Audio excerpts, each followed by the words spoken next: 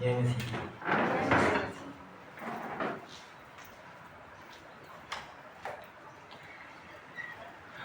फिर एक नया दिन आ गया, एक नया संडे आराधना करने के लिए।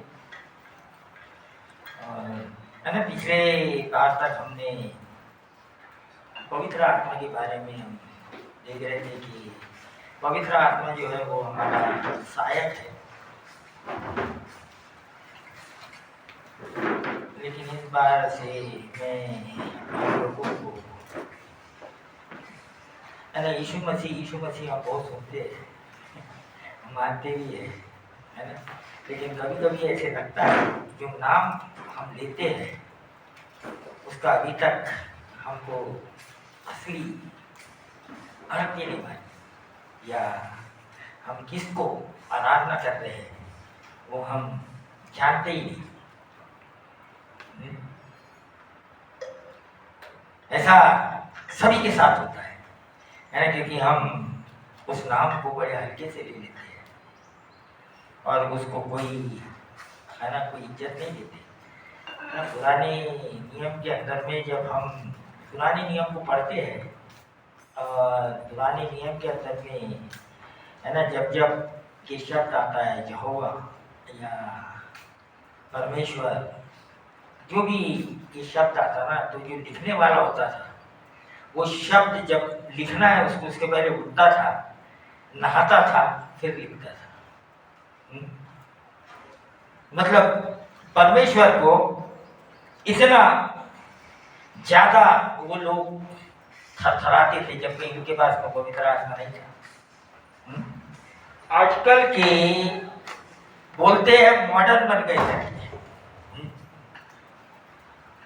और परमेश्वर की उपस्थिति में कई बार हम देखते कि लोगों को बैठना उठना भी नहीं आता, या उसको इज्जत कैसे देते वो नहीं आता, है ना। बड़ा ही खतरनाक बात है एक्चुअली, है ना। मैं कुछ ऐसे भेद खोल दूंगा इस बार, है ना, आपके रूह कांप जाए, या है ना, आप जिस यीशु मसीह को मानते हैं वो कौन है वो समझ में आ जाए। किसकी आराधना हम कर रहे हैं, किसका नाम हम ले रहे हैं, हाँ, वो बड़ा।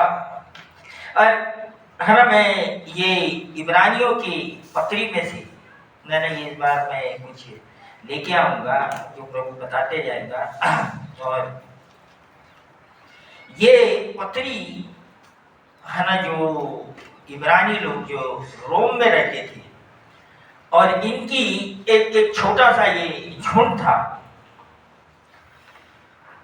और ये लोगों के ऊपर सतावट और ये बढ़ रही थी। उस टाइम में ये पत्री लिखी गई क्योंकि ये लोग सोच रहे थे कि हम वापस जूडाइज्म में वापस चले जाएं।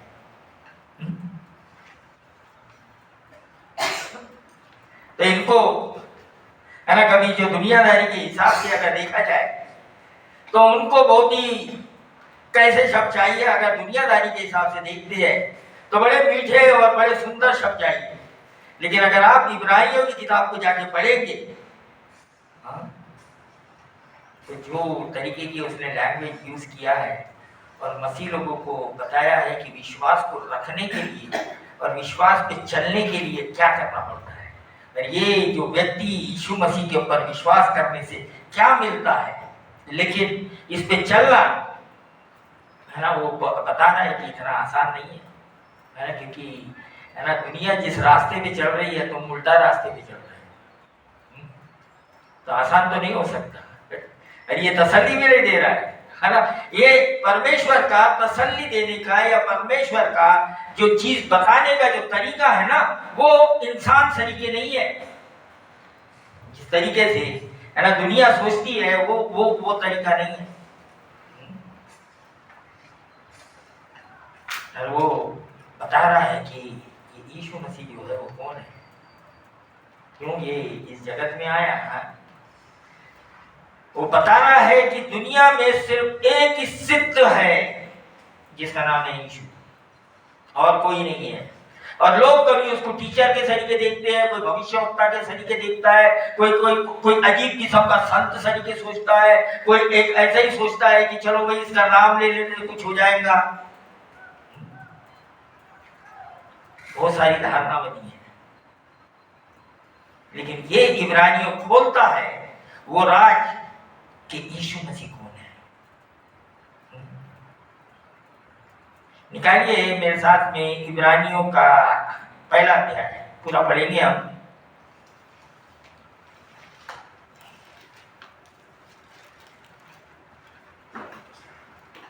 पूर्व युग में परमेश्वर ने बाप दादा से थोड़ा थोड़ा करके और भांति भांति से भविष्यवक्ताओं के द्वारा बातें कर इन अंतिम दिनों में हमसे पुत्र के द्वारा बातें की, जिसे उसने सारी वस्तुओं का वारिस ठहराया और उसी के द्वारा उसने सारी सृष्टि की रचना की है। वह उसकी महिमा का प्रकाश और उसके तत्व की छाप है, और सब वस्तुओं को अपनी सामर्थ के वचन से संभालता है। वह पापों को धोकर ऊंचे स्थानों पर महिमामान के दाहिने जा बैठा और स्वर्गदूतों से उतना ही उत्तम ठहरा जितना उसने उनसे बड़े पद का वारिस होकर उत्तम नाम पाया। क्योंकि स्वर्गदूतों में से उसने कब किसी से कहा तू मेरा पुत्र है, आज तू मुझसे उत्पन्न हुआ, और फिर यह मैं उसका पिता होऊंगा और वह मेरा पुत्र होगा। और जब पहले को जगत में फिर लाता है तो कहता है परमेश्वर के सब स्वर्गदूत उसे दंडवत करें। और स्वर्गदूतों के विषय में यह कहता है वह अपने दूतों को पवन और अपने सेवकों को धधकती आग बनाता है।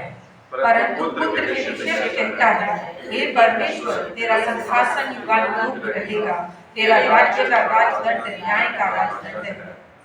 तूने धर्म से प्रेम और अधर्म से बैर रखा, इस कारण परमेश्वर ने तेरे साथियों से बढ़कर हर्ष रूपी तेल से तेरा अभिषेक किया।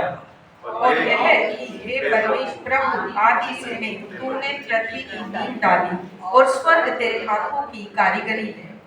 वे तो नष्ट हो जाएंगे परंतु तू बना रहेगा, और वे सब वस्त्र के समान पुराने हो जाएंगे। और तू उन्हें चादर के समान लपेटेगा और वे वस्त्र के समान बदले जाएंगे। पर तू वही है और तेरे वर्षों का अंत न होगा। और स्वर्गदूतों में से उसने किस से कब कहा तू मेरे दाहिने बैठ, जब तक कि मैं तेरे बैरियों को तेरे पांव के नीचे की पीढ़ी न कर दूं। क्या ये सब सेवा टहल करने वाली आत्माएं नहीं जो उद्धार पाने वालों के लिए सेवा करने के लिए भेजी जाती हैं? आइए परमेश्वर अपने वचन को आशीष दे। है ना, यहाँ पर खास करके ये पहले वचन में ये जो यीशु मसीह की महानता है ना, सुपीरियरिटी ऑफ क्राइस्ट, और ये उसकी महानता को दर्शाता है ना। क्योंकि आजकल मैं जिस तरीके से बोला, आज अगर यूरोप में और अमेरिका में जो सबसे बड़ी गाली है वो क्या है?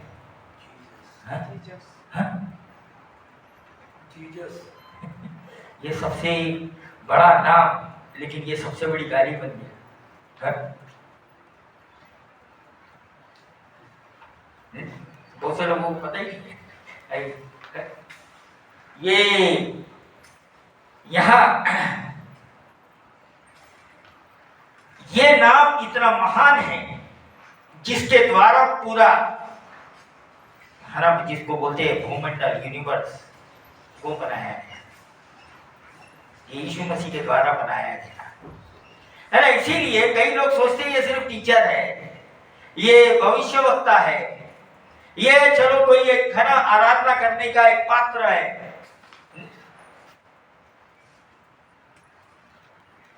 यीशु मसीह के बारे में बड़ा ही लोगों ने अपनी खुद की एक धारणा बनाई। अरे यहाँ पर सबसे पहला वचन बोल रहा है कि पूर्व युग में परमेश्वर ने बाप दादा से थोड़ा थोड़ा करके और भांति भांति के से भविष्यवक्ताओं के द्वारा बातें कर, मतलब के पुराने नियम में पूरी तरीके से है ना जो प्रकाशन है ये लोगों ने बताया, लेकिन पूरी तरीके से नहीं बता सके, पूरी तरीके से नहीं बता सके, अधूरा बताए। क्यों? क्योंकि जिसके बारे में बताने वाले थे वो प्रकट ही नहीं हुआ।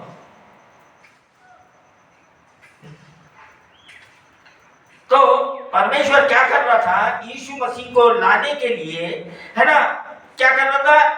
भिन्न भिन्न लोगों के द्वारा लोगों को बता रहा था। लेकिन जब यीशु मसीह आ गया, क्या हो गया? अरे जिस तरीके से मैं बताया कि आज कलीसियाओं के अंदर में भी लोग जान नहीं पा रहे हैं, और नहीं जानने के कारण ही जो जो आफतें हैं लोगों के ऊपर या जो परेशानियां हैं वो उसी के कारण है। उसका कोई दूसरा और कोई अर्थ नहीं है। क्योंकि ये जो यीशु मसीह है इसको हल्का सोच ले रहे हैं,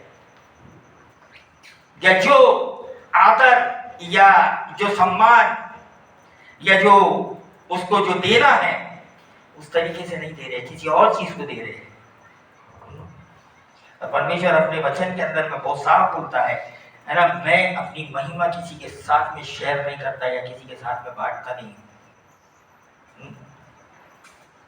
चाहे वो कुछ भी हो, मैं वो बांटता नहीं। जलन करने वाला परमेश्वर है। क्यों? सृष्टि करता है। ये तो वही हो गया, कोई हस्बैंड अपनी वाइफ को किसी के साथ बांट नहीं सकता, कोई वाइफ अपने है ना दोनों का किसी के साथ बांट सकते हो? क्यों ऐसा बोला जाता है कि हम उसकी दुल्हन है? लेकिन आज जिस तरीके से कलीसियाओं में हो रहा है, खतरनाक चीज हो रही है।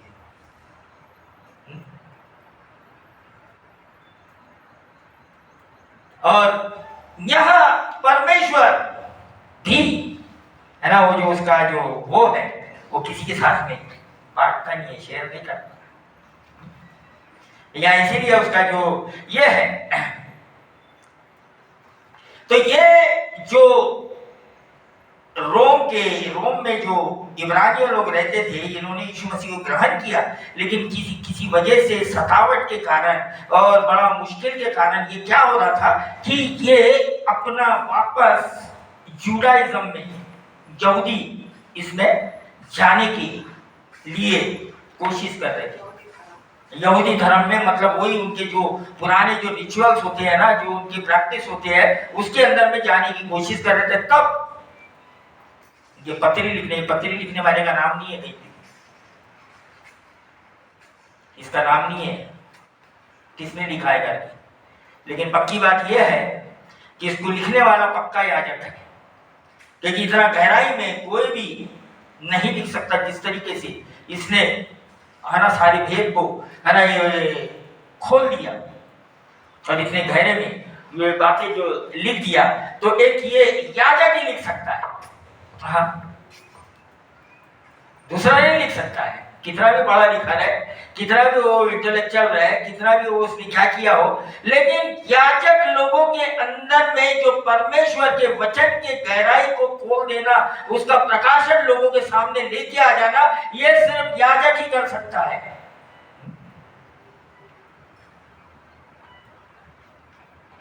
और ये याजक है जिसने इसको लिखा है ना। यहां परमेश्वर ने सबको ये जिसको बोलते ना एक प्रिविलेज या एक मौका दिया है ना, एक हमको स्वयं की इच्छा दिया है कि हम यीशु मसीह के रास्ते से चले या अपने रास्ते पे चले। ये परमेश्वर ने हर एक व्यक्ति को ये फ्री विल दे चुका है, किसी के ऊपर कोई जोर जबरदस्ती नहीं है।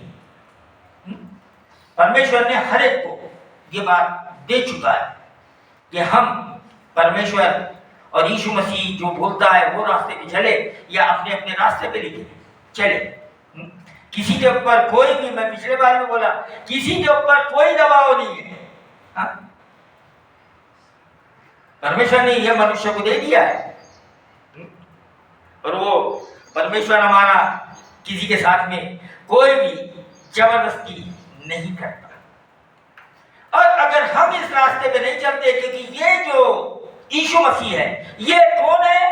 ये वारिस है। हाँ, अगर हम जाके दूसरा वचन पढ़ते हैं, 2 वचन इसका पढ़िए।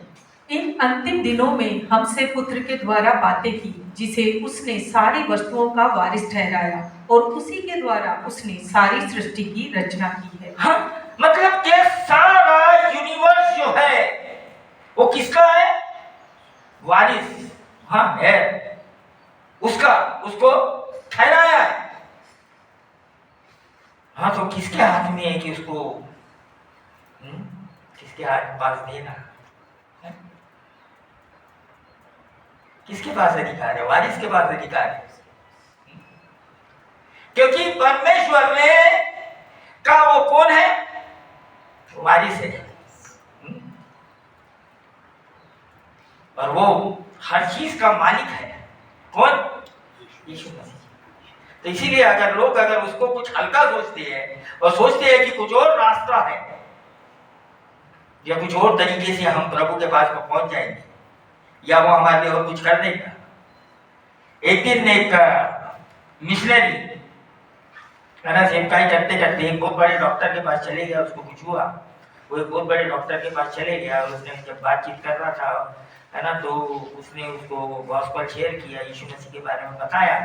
वो डॉक्टर ने बोला उसको, मैं यीशु मसीह पे विश्वास नहीं करता या नहीं मानता। तो मिशनरी उसको सीधा बोला, तो जन्नत में जा, गो टू हेल। बिल्कुल सही बात है, कोई दो राय नहीं है। ये दो राय नहीं है। यीशु मसीह को मानो या तो फिर नरक में जाओ। आज ऐसा प्रचार चाहिए। मानते हो तो ठीक है, नहीं मानते तो जाओ जन्नत में, जाओ नरक के अंदर। डॉक्टर को बोला, डॉक्टर ने उसको कोई जवाब नहीं दे सका, कोई जवाब नहीं दे सका। वो शांत हो गया, क्योंकि इतनी बड़ी बात किसी ने उसको बोला ही नहीं था कभी। मानता तो मान, न तो जब गया नरक में जा। आज आज आज कोई ऐसा इवेंजलिज्म करता है? ये नहीं है कि तो मेरे पास में भाई बहुत टाइम में, हाँ, नहीं मानेगा तो नरक में जा। नहीं मानेगा। आजकल बड़ा ही है ना, इसीलिए क्या हो रहा है ना कि जो दुनिया के अंदर में जो कानून है वो सारे इन चीजों को रोकने के लिए बनाए जा रहे हैं। ये जो सुसमाचार है ना, उसके विरोध में बनाए जा रहे हैं। ये जो लिबर्टी है ना, स्वतंत्रता, किसी को कुछ बोलो मत, ये क्यों बनाए जा रहे हैं हमारे? ये सारे प्रभु यीशु मसीह के विरोध में है, ये बाइबल के विरोध में असली। और ये इसीलिए बनाए जा रहे हैं ताकि लोगों को, शैतान क्या कर रहा है, जितने से ज्यादा लोगों को नरक में पहुंचाना चाहता है। ज्यादा से ज्यादा लोगों को क्या करना चाहता है? नरक में पहुंचाना चाहता है? अगर हम ये जो इन अंतिम दिनों में हमसे पुत्र के द्वारा बातें की, जिसने उसे सारी वस्तुओं पे वारिस ठहराया, उसी के द्वारा और उसी के लिए सृष्टि की रचना की। देख लो, उसी के द्वारा और उसी के लिए क्या किया? सृष्टि की रचना किया। मतलब यीशु मसीह जो है वो सिर्फ कोई भविष्यवक्ता या कोई ये नहीं है। वो क्या है? वो परमेश्वर है, सृष्टि करता है। और अगर हम उसको नहीं मानते तो हमको जो सजा है वो तो भुगतना ही पड़ेगा। ध्यान में रखो। इसलिए मैं हमेशा बोलता कि अगर जो आपके जीवन में जो मुसीबतें आ रही है या हमारे जीवन में जो मुसीबत आ रही है ना, क्योंकि हम क्या कर रहे हैं, ये जो सृष्टि करता है, ये जो परमेश्वर है, इसका इनकार कर रहे हैं किसी ना किसी जगह में, इसकी बातों का उल्लंघन कर रहे हैं। इसकी बातों का हम क्या कर रहे हैं, उल्लंघन कर रहे हैं, है ना। यूहन्ना 3:16 से 19, 3 का 16 से 19 पढ़िए।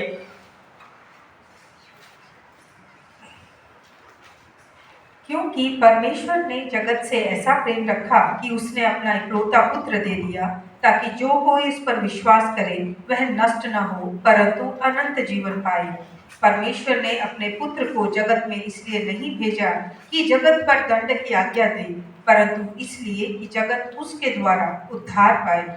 जो उस पर विश्वास करता है उस पर दंड की आज्ञा नहीं होती, परंतु जो उस पर विश्वास नहीं करता वह दोषी ठहर चुका, इसलिए कि उसने परमेश्वर के इकलौते पुत्र के नाम पर विश्वास नहीं किया। और दंड की आज्ञा का कारण यह है कि ज्योति जगत में आई है और मनुष्यों ने अंधकार को ज्योति से अधिक प्रिय जाना, क्योंकि उसके काम बुरे थे। है ना, परमेश्वर ने ये सारी बातें, है ना, प्रकाशन कर चुका है, लोगों के सामने में दे चुका है। परमेश्वर ने जगत से ऐसा प्रेम किया, इकलौता पुत्र दे दिया, जो कोई विश्वास करेगा उसको क्या मिलेगा, जीवन मिलेगा, हाँ? और जो विश्वास नहीं करेगा, परमेश्वर तो नहीं चाहता दंड देना, ये दंड किसके कारण आ रहा है, परमेश्वर ने हमको फ्री विल दिया हुआ है, चुनने के लिए दिया हुआ है, तो ये किसके हाथ में आ गया, मैंने सजा भोगना, ऐसे ही जीवन बिताना जिस तरीके से हम बिता रहे हैं, बेमतलब कई तकलीफ में जी रहे हैं और इसको उसको दोष दे रहे, हाँ? या जो परमेश्वर बोल रहा है उसके द्वारा जी के हम उसको ये करें। 35-36 भी बढ़िया उसके 3 का बोलना। पिता पुत्र से प्रेम रखता है और उसने सब वस्तुएं उसके हाथ में दे दी हैं। जो पुत्र पर विश्वास करता है अनंत जीवन उसका है, परंतु जो पुत्र को नहीं मानता वह जीवन को नहीं देखेगा, परंतु परमेश्वर का क्रोध उस पर रहता है। और अभी समझ में आ रहा कि वचन ने पूरी तरीके से, है ना, हमारे ऊपर रिवील कर दिया, मतलब प्रकाशन दे दिया है कि परमेश्वर ने यीशु मसीह को वो रास्ता बना के भेज दिया है कि अगर इसके ऊपर विश्वास करो तो तुम जियोगे। मतलब ये सिर्फ जीने की बात नहीं कर रहा है, घुट घुट के जीने की, जिस तरीके से लोग जी रहे हैं, अपनी ताकत से जी रहे हैं, अपने तरीकों से जी रहे हैं, उसकी बात नहीं कर रहा। ये बोल रहा है कि तुम एक बार यीशु मसीह में जी के देखो, अगर असली जीवन चाहिए तो ये चोरी चालाकी बंद कर दो। ये है ना, जिस तरीके से हम जस्टिफाई करते हैं, जिस तरीके से हम साफ, है ना, अपनी सफाई लेते हैं कि ये तो करना ही पड़ता, वो तो करना ही पड़ता, हम एक्चुअली क्या कर रहे हैं, जो परमेश्वर ने जिस तरीके से हमको चलने बोला है या जीने बोला है, हम उसके विरोध में जाके काम करते हैं और अपनी बातों को जस्टिफाई करने के लिए लगाते हैं, उसको सफाई देते हैं। हमारे पास में, सबके पास में बहुत सारे जवाब है ना। अगर हम अपने जीवन को बहुत अच्छे से जाके जांचे कि सच में हम जी रहे हैं, सच में हम जिसको बोलते ना जीना, हाँ, जिस तरीके से परमेश्वर ने, है ना, हमको जीने के लिए, है ना, जो सारी सुविधा रखा है, हम उस तरीके से जी रहे हैं, हम घुट-घुट के जी रहे हैं या घुट-घुट के मरे जा रहे हैं, हाँ? कैसे जी रहे हैं? क्यों? उसका कारण है सबसे बड़ा, हम परमेश्वर के वचन का उल्लंघन कर रहे हैं। जिस तरीके से हमको बताया जा रहा है या परमेश्वर जिस तरीके से चाहता है, हम उस तरीके से नहीं, हमने क्या किया है, एक अपना तरीका निकाला है, परमेश्वर को, वो क्रिएटर को पीछे छोड़ दिया है। भाई तू बैठ वहां पर, मेरे को आता है मेरा जीवन कैसे चलाना। ये रोना है चर्च का है। इसीलिए चाहे आपके पास में कितना भी आप जी नहीं रहे, सजा होगी। सजा भुगत रहे। क्यों? परमेश्वर की वचन का उल्लंघन या उसके वचन को हमने क्या किया? उसका मजाक बना लिया है। लूका 10:24 पढ़िए।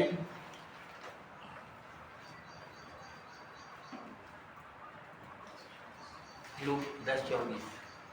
क्योंकि मैं तुमसे कहता हूँ कि बहुत से भविष्यवक्ताओं और राजाओं ने चाहा कि जो बातें तुम देखते हो देखें पर न देखी, और जो बातें तुम सुनते हो सुने पर न सुने। मतलब यीशु मसीह के आने के पहले लोग चाहते थे ये बातें मालूम हो उनको, लेकिन नहीं मिली उनको।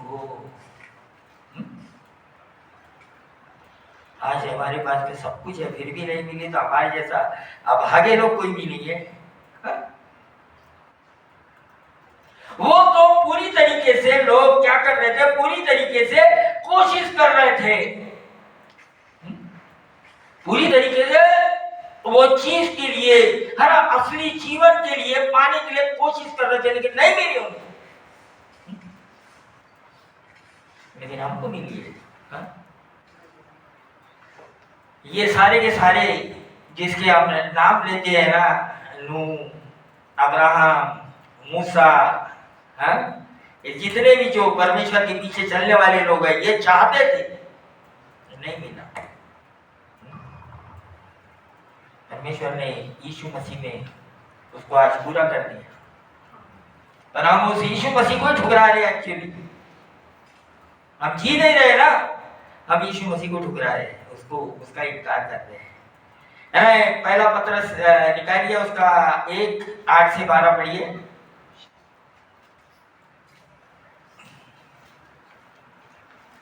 पहला पत्रस।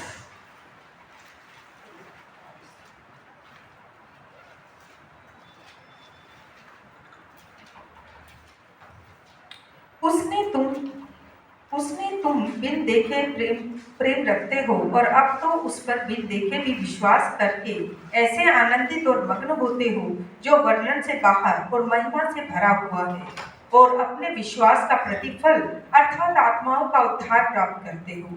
इसी उद्धार के विषय में उन भविष्य वक्ताओं ने बहुत खोजबीन और जांच पड़ताल की, जिन्होंने उस अनुग्रह के विषय में जो तुम पर होने को था भविष्यवाणी की थी। उन्होंने इस बात की खोज की कि मसीह का आत्मा जो उनमें था और पहले ही से मसीह के दुखों की और उसके बाद होने वाली महिमा की गवाही देता था, वह कौन है और कैसे समय की ओर संकेत करता था। उन पर यह प्रकट किया गया कि वे अपनी ही नहीं वरन तुम्हारी सेवा के लिए ये बातें कहा करते थे, जिसका समाचार अब तुम्हें उनके द्वारा मिला, जिन्होंने पवित्र आत्मा के द्वारा जो स्वर्ग से भेजा गया तुम्हें सुसमाचार सुनाया, और इन बातों को स्वर्गदूत भी ध्यान से देखने की लालसा रखते हैं। ना हम कभी ऐसा सोचते हैं कि भाई वो लोग हमारे जैसा, जिसको बोलते ना भाग्यशाली नहीं थे, सब कुछ कर रहे थे लेकिन उनको नहीं मिला। ये सारी बातें क्योंकि यीशु मसीह में क्या हो गई? पूरी हो गई। और वो जो कुछ भी कर रहे थे वो किस लिए कर रहे थे? ये जो आज हम जिसको बोलते हैं कलीसिया, इसे अगर चर्च क्या है और चर्च कौन है, अगर ये बात को नहीं समझते है ना, उन्होंने परमेश्वर का जो असली जो बात है उसको उन्होंने खो दिया है।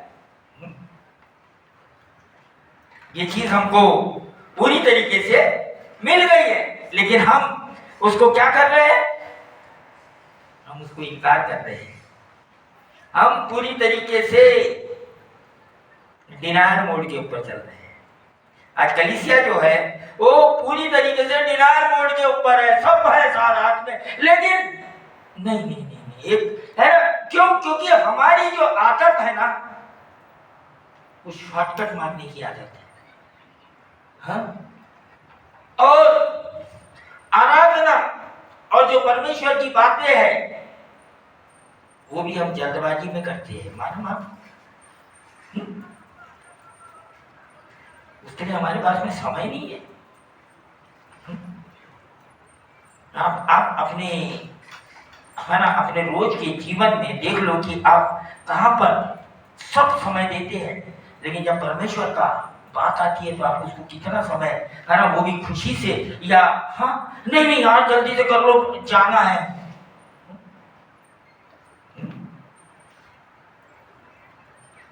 नहीं, देखो, इवैल्यूएट करो अपने अपने आप को, है ना, जांच पड़ताल करो। और सोचते कि भाई हम कुछ तो भी, ये जो ऐसा करना है ना, ये जो है, ये बहुत बड़ा है ना डिसेप्शन है, धोखा है लोगों के अंदर। वो सोच रहे कि भाई परमेश्वर बड़ा दयालु है, वो क्षमा कर देगा। भाई परमेश्वर ने सारा, है ना, प्रकाशन हमारे हाथ में दे दिया है, और लो पढ़ लो इसको, देख लो क्या है। हाँ, हमारे हाथ में पूरा प्रिस्क्रिप्शन दे चुका है, हाँ, पूरा मेडिसिन, है ना, उसने हमको दे दिया है। हाँ? हम प्रिस्क्रिप्शन तो ले लिए लेकिन वो मेडिसिन नहीं ले रहे, हाँ? और बोलते जा रहे हमको मालूम है, मालूम है, मालूम है। बीमारी कहां से अच्छी होने वाली है? नहीं होगी। हमको ये भी मालूम, हमको वो भी मालूम, हाँ? प्रिस्क्राइब तो कर दिया गया है ना, वचन ने सारा कुछ क्या किया है, प्रिस्क्राइब कर चुका है। लेकिन जो प्रिस्क्राइब कर दिया है, जो प्रिस्क्रिप्शन मिल गया है, उसको जो डायग्नोज होके प्रिस्क्राइब हो गया है, उसको अब क्या करना है, एक्शन में लेके आना है, मतलब उसको खाना है। और जिस तरीके से बताया गया है कि भाई ये समय में, ये समय में, ये समय में इस तरीके से करना है, हा? अब आजकल तो दुनिया में ऐसे हो गए ना, सेल्फ डायग्नोज वाले साथ ज्यादा हो गए। प्रिस्क्रिप्शन क्या है और क्या नहीं, सच में आज मसीह लोग के अंदर में सेल्फ डायग्नोज वाले, है ना, सेल्फ प्रिस्क्राइब करने वाले भी, सिर में दर्द होगा फलानी गोली खा ले भाई, ना पेट दर्द होगा फलानी गोली खा ले, या ये होगा फलानी गोली खा ले, वो फलाना काढ़ा पी ले। फिर भी MBBS क्यों कर रहे लोग? सोचो, फिर पादरी को क्यों बैठाया है कि वचन समझाने के लिए? है? सभी को समझ में आ रहा है ना, सभी अपने अपने अपने तरीके से तो कर सकते हैं, क्यों ऐसा ऐसा क्यों क्यों चल रहा है? हम घर में कर लेंगे, हमको टाइम नहीं है, हमारे पास टाइम नहीं है। नहीं सोचो कि, है ना, मैं आपको ये नहीं बोल रहा कि अपना सारा समय दे दो, लेकिन मेन चीज ये होता है, परमेश्वर को ऐसे ही ना कुछ तो भी सेकेंडरी मत बनाओ उसको, है ना, मैं हमेशा बोलता कि उसको क्या बोलते, है ना, एसेसरी मत बनाओ। लोग परमेश्वर को एसेसरी तरीके यूज कर रहे हैं, है ना। आप एसेसरी लेडीज लोग पहनते हैं ना, कान का, गले का, है ना, बहुत तो है ना, गाड़ियों में भी एसेसरी लगती है, वो है ना, उसकी हैंडल में कुछ लग जाता है। कल सैंडी ने हमको किलो ला के दे दिया एसेसरी का, जब होना तो लगा लिए, जब नहीं होना तो निकाल दो, मतलब वो जरूरत नहीं है। हाँ, मेरे को लग रहा है यूज कर लिया, नहीं लग रहा है फेंक दिया। तो इस तरीके से लोग क्या कर रहे हैं, प्रभु को, परमेश्वर को, यीशु मसीह को इस्तेमाल कर रहे हैं। जरूरत है तो आ गए, नहीं जरूरत है तो क्यों जाएंगे? कुछ हो गया तो हाँ मैं हमारे लिए प्रार्थना कर दो, नहीं तो हमको क्या मतलब है? नहीं सोचो आप, है ना, हम किस तरीके से परमेश्वर को इस्तेमाल करो, है ना, क्यों? क्योंकि हम इसको इस तरीके से इसके साथ में एसेसरी सोच के, क्योंकि हम ये नहीं जानते कि ये है कौन, हाँ, ये कौन व्यक्ति है, ये जिसकी हम आराधना कर रहे हैं, हाँ, जिसको हम पूज रहे हैं। हाँ, तीन वचन पढ़िए इब्रानियों का।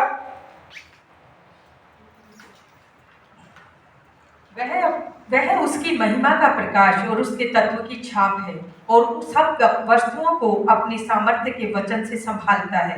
वह पापों को धोकर ऊंचे स्थानों पर महामहिम के दाहिने जा बैठा। हाँ, ये यीशु मसीह वो व्यक्ति है जिसके हाथ में सब कुछ है, जो हर चीज को अपने हाथों से संभालता है। सोचो कि आपका जीवन किसके हाथ में है?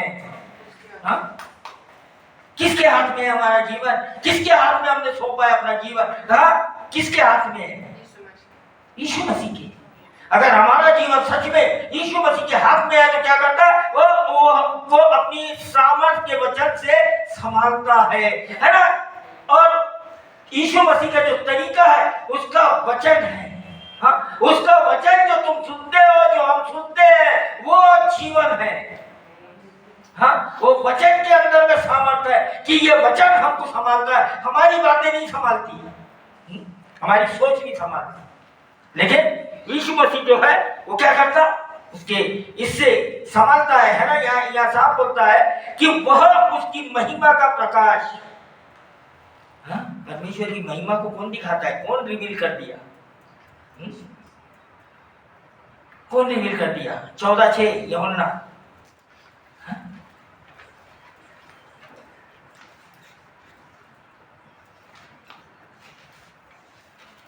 यीशु ने उससे कहा, मार्ग और सत्य और जीवन मैं ही हूँ, बिना मेरे द्वारा कोई पिता के पास नहीं पहुंच सकता। हाँ, यीशु मसीह ने ये नहीं बोला कि आजा मैं तेरे को मार्ग दिखा देता हूँ, मेरे पास एक मार्ग है, ये मार्ग पे चल तो तू ठीक हो जाएगा। हाँ, या ठीक है तेरे मार्ग पे चल तो तू ठीक हो जाएगा। नहीं नहीं, बोला मार्ग सत्य और जीवन मैं हूँ। हाँ, यहाँ सेम चीज ये बोल रहा है, वह उसकी महिमा का प्रकाश और उसके तत्व की छाप है। हाँ? किसके? अब तक के परमेश्वर को किसी ने नहीं देखा। यीशु मसीह पूरा परमेश्वर तुम्हारे सामने में आ गया। ये वचन, ये यीशु मसीह के बारे में प्रकाशन है कि ये यीशु मसीह का चरित्र क्या है, इसका कार्य क्या है, ये किस तरीके से दुनिया को चलाता है। इसके अंदर में सारी चीज लिखी हुई है कि वो इस दुनिया को किस तरीके से चलाता है। हाँ, वह यहाँ पर छाप है और सब वस्तुओं को अपनी सामर्थ के वचन से संभालता है। हाँ, तो जो कुछ भी हो रहा है आज दुनिया के अंदर में, इसके ऊपर कंट्रोल किसका है? यहाँ तक कि आपके जीवन में भी जो कुछ भी हो रहा है, हाँ, वो अगर यीशु मसीह के हाथ में नहीं है या उसको नहीं दिया है तो क्या होगा? वो गड़बड़ी होते चले जाएगा, वो मुश्किल ही होते चले जाएगा। हाँ?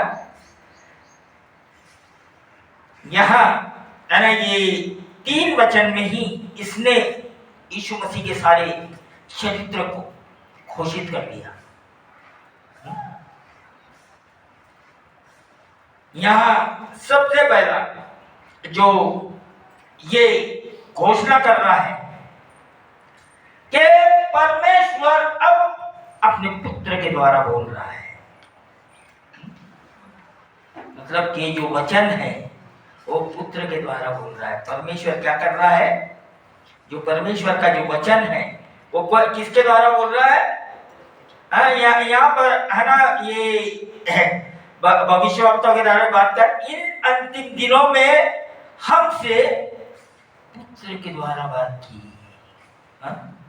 अब परमेश्वर किसी भविष्यवक्ता को या किसी को यूज नहीं कर रहा है, वो जो पुत्र ने जो वचन बोला है उसको यूज कर रहा है, उसको ये बोल रहा है। तो हम परमेश्वर के वचन को कभी कभी है ना, कोई दूसरी किताब हमारे बड़ी महत्व वाली किताब हो जाती है।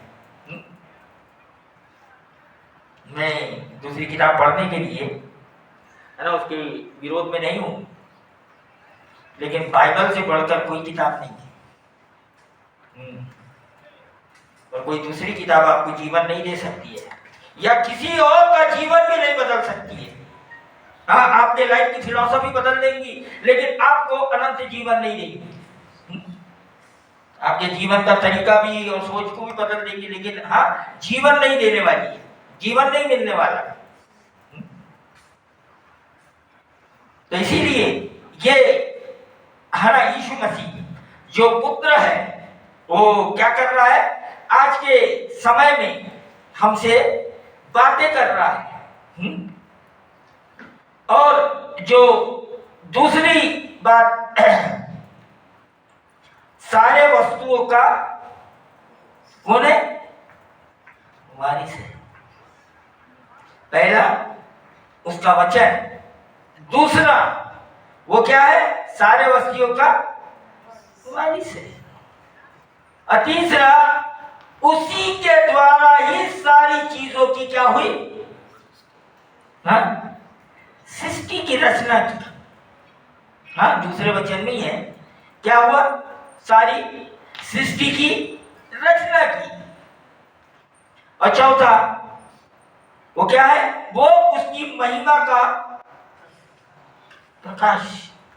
किसकी, परमेश्वर की महिमा का। किसने दिखाया परमेश्वर को, यीशु मसीह ने। उसको उसके महिमा का प्रकाश है। हाँ? और चौथा, सब वस्तुओं को अपनी सामर्थ्य के वचन से संभालता है। हाँ? मतलब कि जो यीशु मसीह के हाथ में है वो हिल नहीं सकती, मालूम आपको।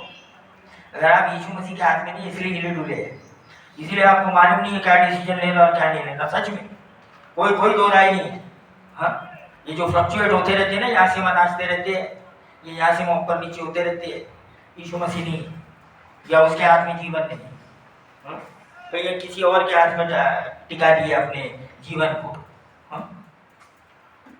क्योंकि परमेश्वर के हाथ में जो होता है ना, तो ये क्या है, मालूम क्या, यीशु मसीह जो है ना, वो हमारे लाइफ का एंकर है। एंकर मालूम ना, कितना भी बड़ा जहाज है, छोटे से उसमें बांध दो उसको, वो हिलता नहीं, मिल गया, वो कहीं नहीं जाता। तो यीशु मसीह के हाथ में हमारा जीवन जब हम दे देते हैं, है ना, तो वो उन चीजों को क्या करता है, संभालता है। कैसे, अपने वचन के द्वारा वो हमको संभालता है। और अगर हमारे पास में उसके वचन ही नहीं है और हम कहानी और कथा पे चल रहे हैं, तो हमारा जीवन कैसा रहेगा। आजकल है ना, वही कहानी कथा और शॉर्टकट के ऊपर है ना, लोग जीना चाहते हैं, अपनी फिलॉसफी बनाना चाहते हैं। मसीह लोग जीवन नहीं रहता, कोई भी प्रकार का जीवन नहीं रहता। और छठवा क्या किया, और वह पापों को धोकर क्या किया, प्यूरिफिकेशन, पापों को धोना कौन करता है, यीशु मसीह। है ना, बिना यीशु मसीह के कोई पाप नहीं धोता। कोई भी पाप को धोने वाला है ही नहीं दुनिया में, यीशु मसीह को छोड़ के।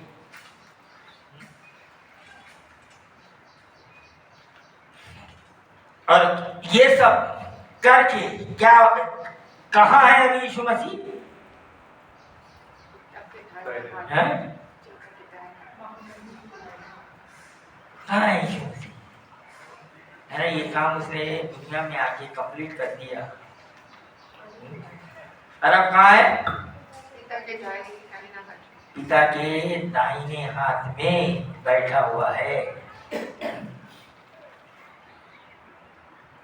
अब यहाँ पर आजकल है ना, ये बात है ना, ये 6-7 जो उसके जो मेन जो कैरेक्टर अभी बता रहा है कि यीशु मसीह कौन है ना, ये शुरू में ही उसको पहले है ना, लोगों को कोई भाषण देने से पहले उसने बता दिया कि ये चरित्र को लेके अगर यीशु मसीह को देखेंगे तो जब समझ पाओगे, या अपने तरीके से कुछ तो भी बनाओगे इमेज उसकी, या अपने तरीके से ज्यादा ही है ना अपना दिमाग चलाओगे तो मरोगे। अपना ज्यादा दिमाग चलाओगे क्या होगा, मरोगे। है ना, सबसे पहले हमको मालूम होना चाहिए कि यीशु मसीह का चरित्र क्या है, वो किस तरीके से काम करता है। हाँ, किस तरीके से वो काम करता है ना। अब यहाँ पर जैसे चौथा वचन आया, यहाँ पर अब स्वर्गदूतों की बात कर रहे हैं, पढ़िए। क्या वे सब सेवा टहल करने वाली आत्माएं नहीं, जो उद्धार पाने वालों के लिए सेवा करने की नहीं, चार वचन एक का। और स्वर्गदूतों ने स्वर्गदूतों से उतना ही उत्तम ठहरा जितना उसने उनसे बड़े पद का वारिस होकर उत्तम नाम पाया। स्वर्गदूत वारिस नहीं है। आजकल बहुत है ना स्वर्गदूत है ना, ये सारा है ना, कुछ है ना, ऐसे दुष्ट आत्मा है ना, लोगों को गुमराह कर रहा है बहुत सारा। सुनो मेरी बात, कई लोग है ना सोचते पवित्र आत्मा है, बहुत दुष्ट आत्मा है एक्चुअली। हाँ, ये यहाँ पर क्यों ऐसा बोल रहा है, और स्वर्गदूतों से उत्तम उतना ही उत्तम ठहरा। हाँ, आजकल कई लोग है ना, पेंटिकॉस्टल लोग आत्मा आत्मा ही आत्मा करते रहते हैं। वो कौन सा आत्मा की बात कर रहे हैं नहीं मालूम एक्चुअली। और ना तो है ना पवित्र आत्मा, इसीलिए मैं है ना शुरू में है ना शुरू किया पवित्र आत्मा से। ये पवित्र आत्मा हमारा सहायक है। क्या करता है ये? हमको यीशु मसीह की तरफ ले जाता है। अपनी बड़ाई नहीं करता है, हमको क्या करता है? यीशु मसीह की बातों को बताता है। क्योंकि आजकल दुनिया में ये सारी चीजों को लेके बड़ा गुमराह हो रहा है, बहुत गुमराह कर रहे हैं लोग एक दूसरे को। कुछ तो भी है ना, कुछ तो भी सुपर नेचुरल, कुछ तो भी बलती चीजें, और वो कुछ सोच रहे हैं ऐसा है ना। तो यहाँ पर इसीलिए ये बोल रहा है कि स्वर्गदूतों से उतना ही उत्तम ठहरा, उसने उनसे बड़े क्या वारिस होकर उत्तम नाम पाया। किसको? कौन है मेन पर्सन? स्वर्गदूत वगैरह नहीं है। स्वर्गदूत कोई वारिस नहीं है परमेश्वर की, वो सिर्फ सेवा करने वाले क्या है ना। इसके सबसे आखिरी वचन में वो आया, ये 14 वचन में पढ़िए। क्या वे सब सेवा टहल करने वाली आत्माएं नहीं जो उद्धार पाने वाले के लिए सेवा करने को भेजी जाती हैं? हाँ, सिर्फ क्या कर रहा है? सर्विंग कर रहा है। तुम ऑर्डर दो उनको, सिर्फ और काम करो। हाँ, उनको मानने की कोई जरूरत नहीं है। हाँ, जिस तरीके से लोग आजकल चल रहा है। हाँ? ये यहाँ यीशु मसीह के बारे में ये जो सारी बातें ये बोल रहा है, अब यहाँ पर यीशु मसीह को है ना इसका चरित्र बताने के लिए अब ये फिर तैयार हो रहा है। उसका जो उत्तमता है यीशु मसीह की, 5 वचन भी पढ़िए। क्योंकि स्वर्गदूतों में से उसने तब किसी से कहा, तू मेरा पुत्र है, आज तू मुझसे उत्पन्न हुआ, और फिर यह, मैं उसका पिता हूँगा और वह मेरा पुत्र होगा। हाँ, किससे कहा ऐसा? सिर्फ परमेश्वर बिलीवर लोगों को बोलता है, मान जो यीशु मसीह को ग्रहण किए हैं, है ना। सबसे पहले परमेश्वर ने यीशु मसीह को है ना, यीशु मसीह को क्या किया? अपना वारिस। क्यों? क्या कारण है उसको वारिस बनाने का? पूरी तरीके से क्यों? सब चीज के ऊपर अधिकार दिया। उसने पूरी तरीके से आज्ञा माना, है ना। वो फिलिपियों 2 में जाके पढ़िए तो पता चलेगा, 2 का 5 से पढ़ेंगे तो पता चलेगा कि परमेश्वर ने क्यों उसको महान किया। फिलिपियों 2 का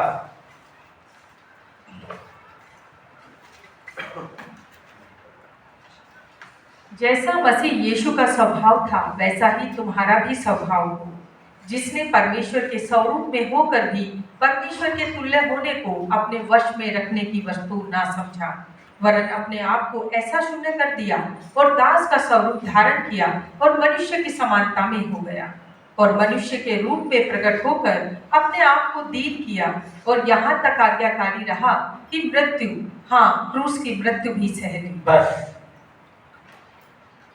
क्यों वारिस बन गया? अब जिसको भी वारिस बनना है, हाँ, उसको क्या करना पड़ेगा? यीशु मसीह की आज्ञा मानना पड़ेगा, उसको आज्ञाकारी नेता होना पड़ेगा, है ना। कोई भी अपने मुंह से कुछ भी क्लेम कर सकता है, मैं कई बार समझाया ये बात, हाँ? लेकिन तुम्हारे क्लेम करने से हो जाता है जब तक कि आगे वाला तुमको एक्सेप्ट ना करे। तुम अपने तरफ से किसी को कुछ भी मानते रहो, हाँ, कुछ भी मानो, हाँ, आगे वाला तुमको एक्सेप्ट करना चाहिए, वो अथॉरिटी आपको एक्सेप्ट करना चाहिए। हाँ? अभी आगे कोई भी ऐरा गैरा मेरे को बोलेगा भाई ये जो चर्च है ये मेरा है, हाँ? हो सकता है ऐसा? अरे जब ये मेरे नाम से है, जब तक के मैं विल नहीं बनाऊं और जब तक के उसको वारिस ना बनाऊं, तब तक के उसका नहीं हो सकता। कोई कितना भी क्लेम करे, कुछ भी क्लेम करे, ये मेरा है, हाँ?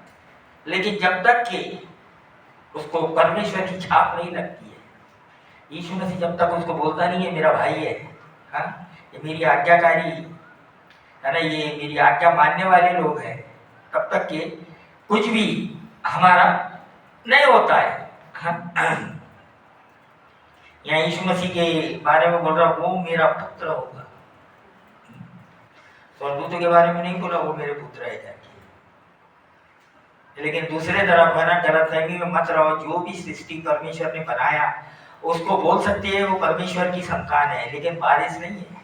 सुनो, है ना, बारिश और संतान ये बहुत फर्क है? जिसके नाम से हम सब कुछ लिख देते हैं ना, वो बारिश है? संतान पैदा हो सकते तो किसी के भी घर में, है ना। हमारे पहले, हाँ, जब मैं सब उल्टे सीधे, है ना, कई बार ऐसे शब्द सुनने में आए कि यार इसको बेदखल कर देंगे। नहीं, सच में आज देखते नहीं कि कई लोग जब उल्टे सीधे काम करते हैं और, है ना, बाप का जो बनाया हुआ चीज या उनका जो कुछ है उसको संभाल नहीं सकते, उनको बेदखल कर देते, उनको बेदखल कर देते। क्यों? इसका कोई हक नहीं इसके अंदर में। ये लॉ है। या परमेश्वर इनको समझाने के लिए कि भाई अपने, है ना, जब तक के तुम आज्ञाकारी नहीं होती है, जब तक के तुम परमेश्वर के वचन के अनुसार, उसके आज्ञा के अनुसार नहीं चलते हैं, तो तुम वारिस नहीं हो, चाहे वो स्वर्गदूत क्यों ना हो। हाँ, तो स्वर्गदूत है इसलिए कुछ परमेश्वर, यहीं पे परमेश्वर का एक बहुत बड़ा चरित्र पता चलता है कि वो पक्षपात नहीं करता। पक्षपात नहीं करता, नो फेवरिटिज्म। जिस तरीके से हम सोचते हैं ना कि मैं ये हमारा पक्षपात कर लेगा, नहीं करता, है ना। क्योंकि जो परमेश्वर ने खुद जो बोला है वो भी अपने वचन के विरोध में नहीं जा सकता। शैतान उसके सामने खड़ा हो जाएगा। हाँ, तूने बोला है, तू कैसे ये कर रहा है? इसीलिए हम लोग भी जो प्रभु के लोग हैं ना, हमारी जो एक एक बात है ना, एक एक बात को लोग पकड़ते हैं। हमारे बात को जब एक बोल के आज कुछ बोला, कल कुछ और बोला, परसों कुछ और बोला, कौन विश्वास करेगा? खास करके मसीह लोग बदलने वाला काम ना करना, है ना। इसीलिए बोलते हैं ना, जो भी बोलो ना जरा सोच समझ के बोलो, हल्के से मत बोलो।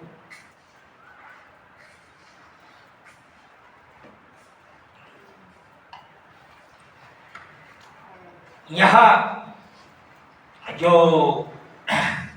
एक और एक वचन पढ़ो, मत्ती का 1:21, क्योंकि ये जो यीशु मसीह है ये उद्धार करता है।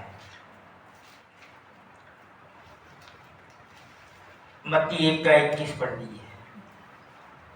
वह पुत्र जनेगी और तुम उसका नाम यीशु रखना, क्योंकि वह अपने लोगों को उनके पापों से उद्धार करेगा। हाँ, ये क्या हुआ? ये बात परमेश्वर ने लोगों पे प्रकाशन कर दिया। क्या प्रकाशन कर दिया? सबसे पहले मरियम के ऊपर कि तू पुत्र जनेगी और तू खुद उसका नाम नहीं रख सकती, मैं रखूंगा उसका नाम। उसका नाम ये है, है ना। हम कभी कभी देखते हैं कि हम अपनी मर्जी से, अच्छा ये इसका नाम, है ना, देखते हम उसका चरित्र ही नहीं होगा। क्यों? नाम तो रख दिया ऐसा खतरनाक, लेकिन उसका चरित्र देखो तो कुछ भरता ही है उसका चरित्र। कभी, है, चलो हम लोग, है ना, पहले से सारे के सारे पहले से मसीह परिवार में नहीं है या मसीह को नहीं जानते थे, हमने ऐसा किया। परमेश्वर भी कुछ नहीं बोलने वाला, नहीं पूछने वाला आपसे। नहीं जानते थे, है ना।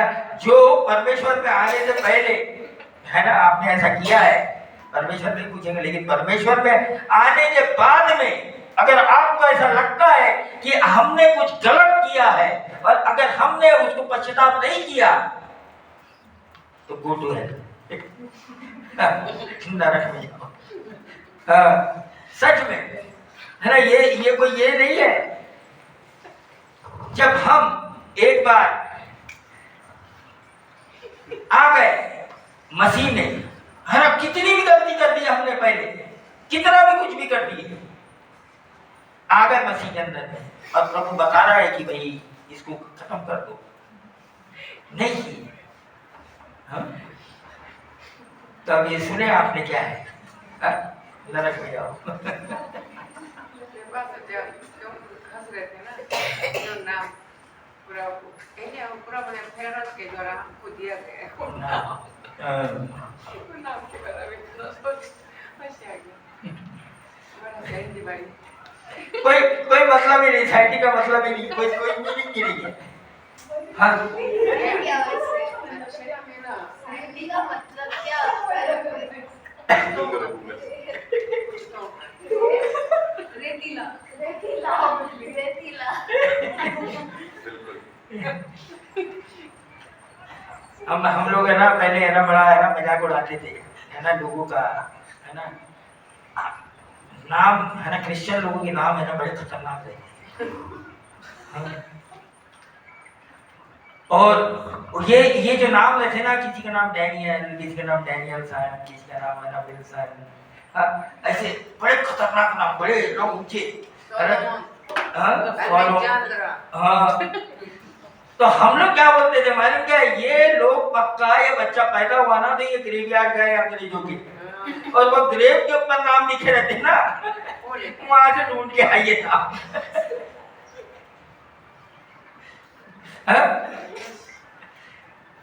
अभी मान लिया जाए किसी का नाम है ना डैनियल सन है, अच्छा तेरे बाप का नाम डैनियल है, नहीं कैसे डैनियल सन हो गया? डैनियल तक तो ठीक है।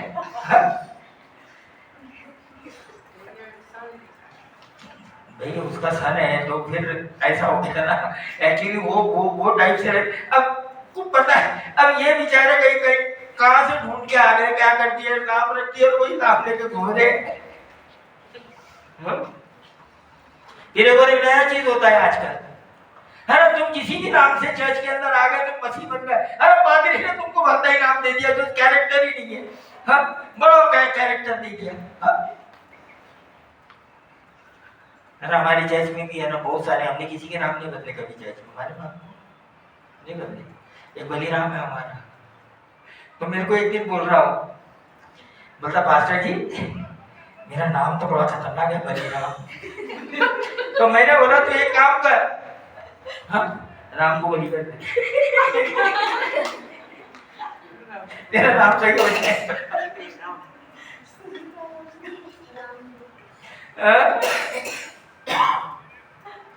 नहीं, नाम बदलने से, नाम कुछ करने से कोई कुछ होता है? कुछ नहीं होता है ना। मेरा नाम जो मेरा जो है ना, जो हमारा फैमिली का नाम है ना, वो अभी भी जो है ना हमारी पीढ़ी से पीढ़ी है ना, वही भी चलते आ रहा। कोई फर्क नहीं पड़ता,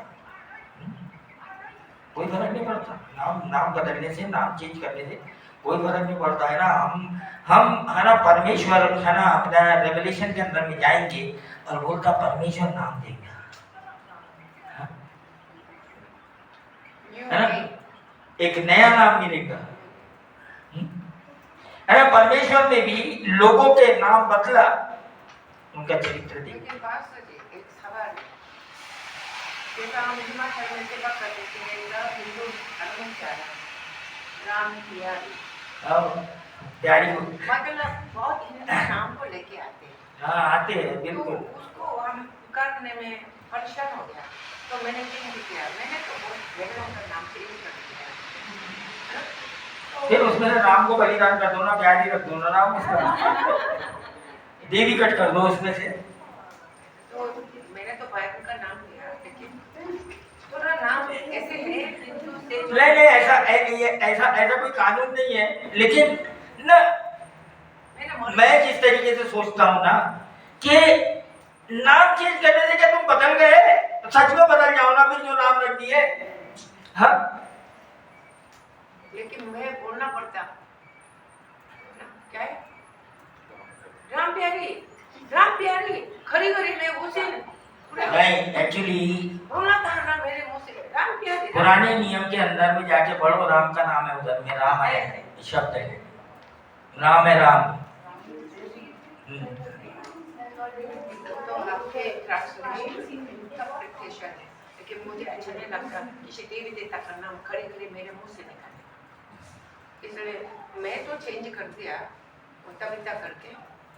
तो आप मुझे लगता है कि ये अगर हमें अपने नाम चेंज करना पड़ रहा है किसी का या किसी का, तो तो इसका मतलब फिर कहीं ना कहीं विश्वास वाली प्रॉब्लम है। भाई नाम तो जो दे दिया, जो आ गया वो आ गया। अब उसके बाद तो आदमी के ऊपर है, how you take it, how you feel it. मैंने उनको घड़ी घड़ी देवी देवता का नाम मेरे मुंह से नहीं आना चाहता, क्योंकि हमारा बाइबल में तुम देवी देवता का जो गुरु जी का नाम भी मानो। अभी अभी अभी एक बात है ना, सुनो मेरी बात। हाँ, गांधी कोई देवी देवता नहीं है ना, है? लेकिन लोग उसकी पूजा करने लग गए, कई लोग, है ना। राम कोई देवी देवता नहीं था, राजा था वो। अब लोग पूछ रहे, हम क्या कर सकते हैं उसको? हाँ? तो इसी तरह करेंगे सब हिंदू धर्म में, सब वो कहानी वो हकीकत में है। अब हम सोचने में ये कहानी है कि वो बोलते हैं इतिहास में सच में था बोलते, बस ये शब्द विषय खत्म कीजिए, मैसेज जाए,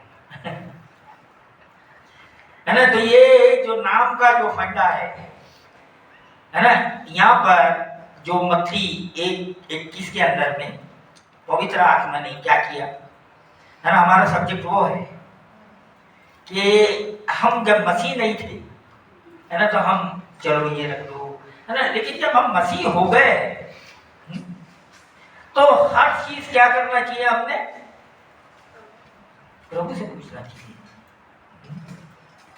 प्रभु से पूछना चाहिए कि प्रभु हमने क्या रखे, क्या करना चाहिए, क्या नहीं करना चाहिए। क्यों? क्योंकि भाई इसको जब हमने परमेश्वर का जो चरित्र है, यीशु मसीह का चरित्र की सारी चीज उसके कंट्रोल में है, तो जिसके अधिकार में, जिसके कंट्रोल में है, तो उससे क्यों नहीं पूछा जाए।